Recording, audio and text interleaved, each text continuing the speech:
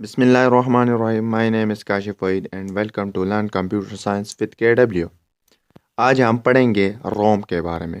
Rome stand for read only memory. Read only memory इसकी stand है। Content permanent pattern of data. इसमें data जो है ना इसमें डेटा स्टोर होता है परमानेंटली। डेटा और प्रोग्राम परमानेंटली। यहाँ पे डेटा प्रोग्राम हुआ होता है परमानेंट। इसमें आप चेंज नहीं कर सकते। It does not need to be load from secondary memory. और इसके लिए ज़रूरी नहीं है कि आप इसको सेकेंडरी मेमोरी से डेटा को लोड करें। ये एक ख़ास किस्म का चिप होता है, इस पे ये प्रोग्राम राइट किया जाता है। It is costly. ये जो है ना कॉस्टली होता है, यानी इसकी जो ख़र्चा होता है वो ज़्यादा होता है। There is no room for air.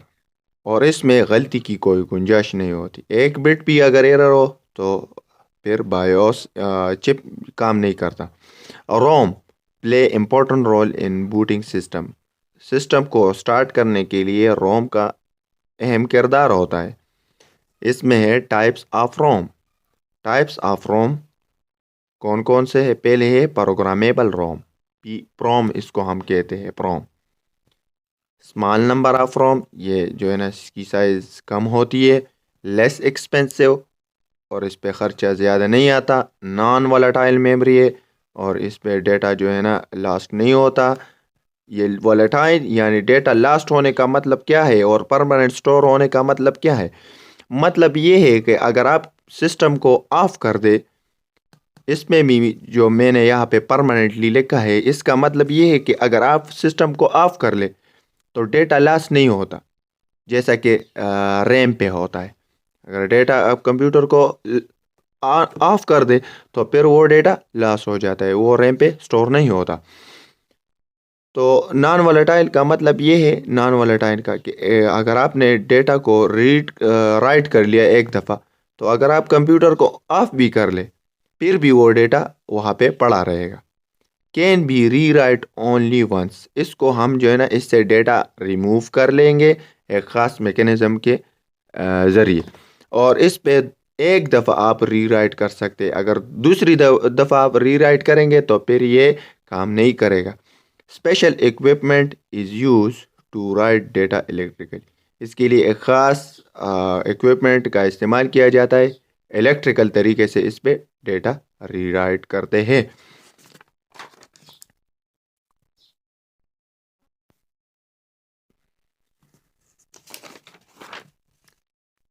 इसमें दूसरा जो है ना वो erasable programmable read only memory, यानी ई प्रोम इसको हम कहते हैं।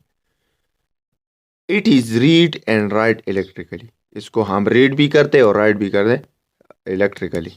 इट कैन बी री राइट सेवरल टाइम। प्रोम में हमने पढ़ा कि इसको एक दफ़ा आप री राइट कर सकते, और ई प्रोम को आप कई दफ़ा री राइट कर सकते, लेकिन ये भी एक लिमिट तक। लिमिट इसका होगा, यानी लिमिट क्या होगा? अगर मैं कहूँ कि 5 दफ़ा आप इसको री राइट कर सकते हैं, इससे ज़्यादा फिर नहीं करते। सेवरल टाइम का मतलब है कि एक लिमिट होगा इसका। All the storage cell must be erase to expose the package chip to ultraviolet radiation. Ultraviolet radiation या इस पे जो है ना अगर आप री राइट करेंगे तो पहले सारे जो स्टोरेज सेल्स हैं, यानी इसको आप क्या कर लोगे? इरेज का बिल्कुल साफ़ होगा। तो ये अल्ट्रावायलेट रेडिएशन के लिए बिल्कुल विविड होगा, यानी वाज़ेह होगा। तो इस पे फिर आसानी से वो रीराइट कर सकता है। इट इज़ एक्सपेंसिव देन प्रोम।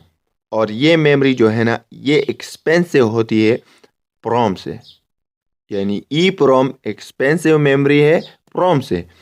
इसके बाद है electrically erasable programmable read only memory, EPROM. EEPROM stand for electrically erasable programmable read only memory. अच्छा, it is read mostly memory, यानी ये ज़्यादातर हम इस पे रीडिंग ऑपरेशन परफॉर्म करते हैं। और it can be written at any time. और इसमें ये लिमिट नहीं होता कि आप इसको एक दफ़ा राइट कर सकते हैं इस पे डेटा, 2 दफ़ा 3 दफ़ा, यानी जब भी चाहे आप इस पे राइट ऑपरेशन परफॉर्म कर सकते हैं.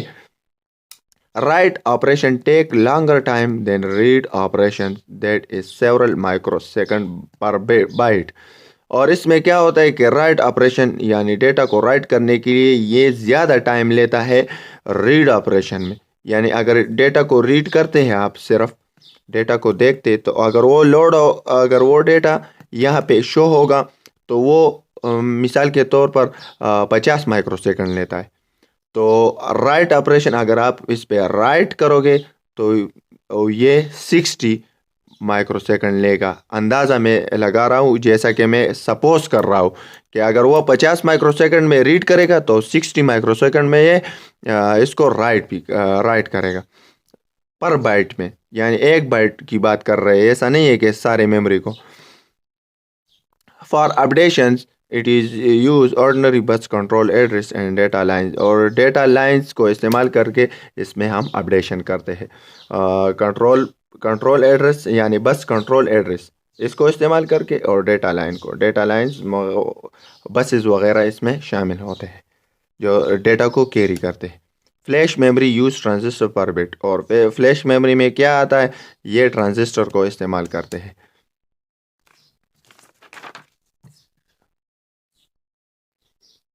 More expensive than EEPROM and also less dense, supporting fewer bits per second.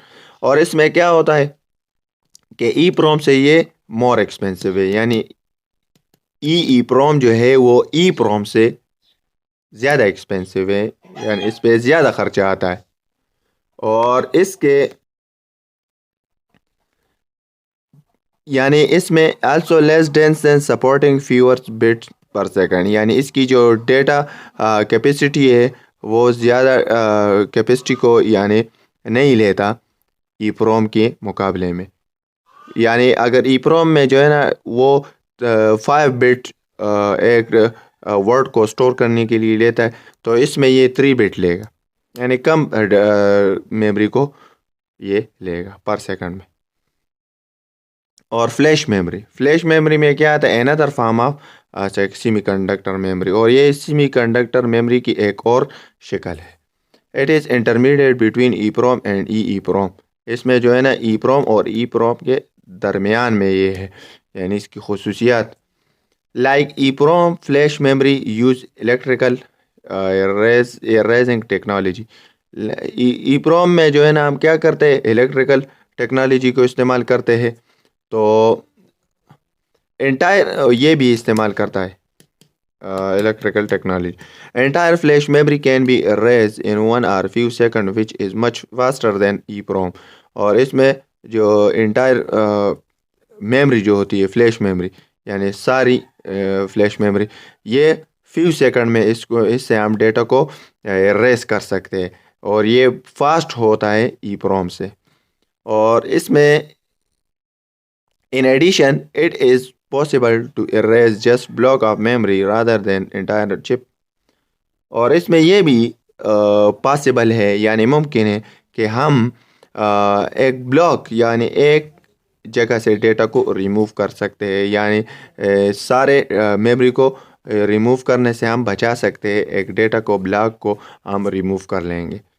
However, flash memory doesn't provide byte level ensure. और इसमें ये भी शामिल है कि ये हमें ये नहीं बताता कि कितने बाइट पे डेटा स्टोर हो गया, कितने बाइट पे डेटा रिमूव हो गए, ये नहीं बताता. यानी इसमें नंबर ऑफ ब्लॉक्स बने होते, तो ब्लॉक्स से हम अंदाज़ा लगा सकते हैं कि कितना डेटा ये रिमूव हो गया और कितना डेटा इस पे स्टोर है. This is all about ROM and types of ROM.